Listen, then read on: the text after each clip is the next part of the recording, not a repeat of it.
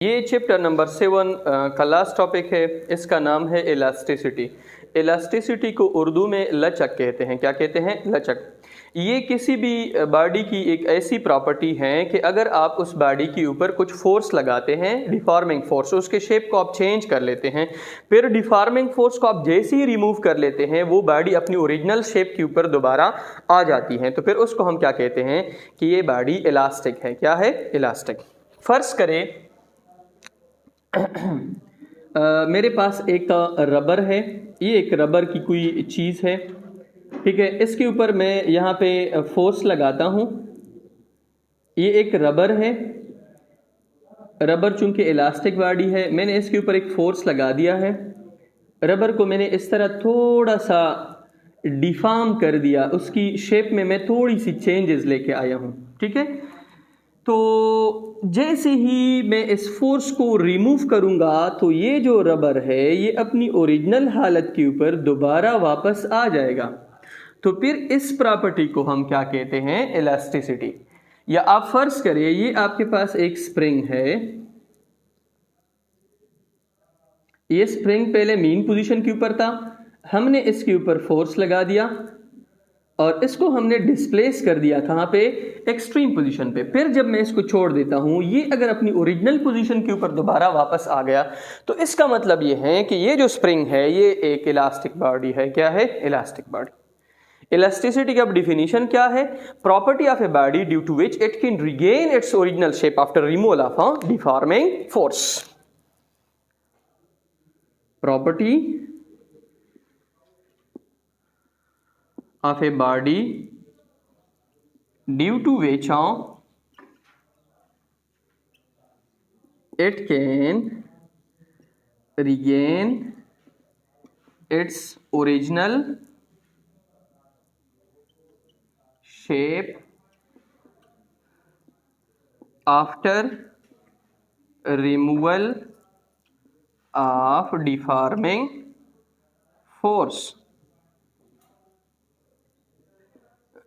जब मैं एक बॉडी के ऊपर एक फोर्स लगाता हूं, डिफॉर्मिंग फोर्स, वो उसकी शक्ल में थोड़ी चेंजेस लेके आता है, लेकिन जैसे ही मैं उस फोर्स को रिमूव कर लेता हूं तो बॉडी अपनी ओरिजिनल पोजीशन के ऊपर दोबारा आ जाती है। तो फिर उस प्रॉपर्टी को हम क्या कहते हैं? इलास्टिसिटी। अब जो फोर्स इस बॉडी की शेप में चेंजेस लेके आता है उस फोर्स का नाम है डिफॉर्मिंग फोर्स। डिफॉर्मिंग फोर्स कौन सा फोर्स होता है? Deforming force. डिफॉर्मिंग फोर्स आपके पास वो फोर्स होता है जो बॉडी की शेप में क्या चीजें लेके आता है? चेंजेस लेके आता है। The force which changes the shape of a body, which change the shape of a body is called deforming force. और ये जो शेप्स हैं, ये जो शेप में ये जो चेंजेस आ रही है ये एक मखसूस लिमिट में आएगी। अगर आप उस लिमिट को क्रॉस कर लेते हो तो बॉडी अपनी ओरिजिनल शेप के ऊपर दोबारा वापस नहीं आती है। इलास्टिसिटी में बॉडी में टेम्परेरी चेंजेस आते हैं, ठीक है। कौन से चेंजेस? Temporary changes. इलास्टिसिटी में बॉडी में टेम्परेरी चेंजेस आते हैं, बॉडी कुछ टाइम के बाद अपनी ओरिजिनल पोजीशन के ऊपर दोबारा वापस आ जाती है। लेकिन ये चेंजेस किस लिमिट में आनी चाहिए?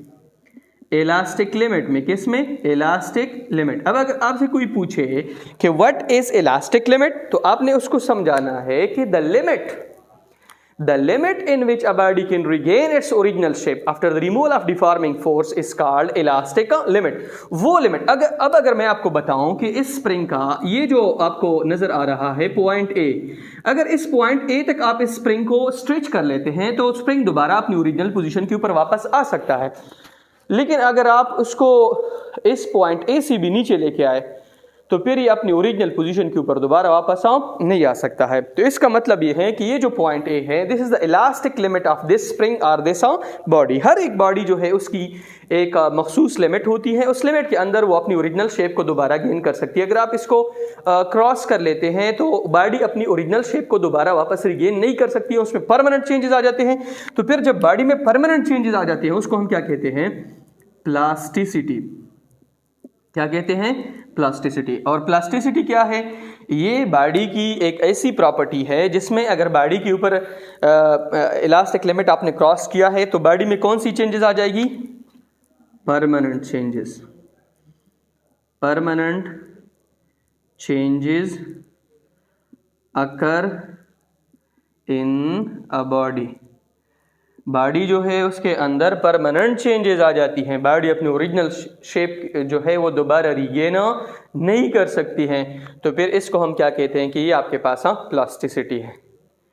अब अगर आप प्लास्टिसिटी जो है उसमें से फोर्स और भी बढ़ा रहे हैं, प्लास्टिसिटी के अंदर फोर्स और बढ़ा रहे हैं, तो एक लिमिट है जिसको हम क्या कहते हैं, प्लास्टिक लिमिट। कौन सा लिमिट है? Plastic limit.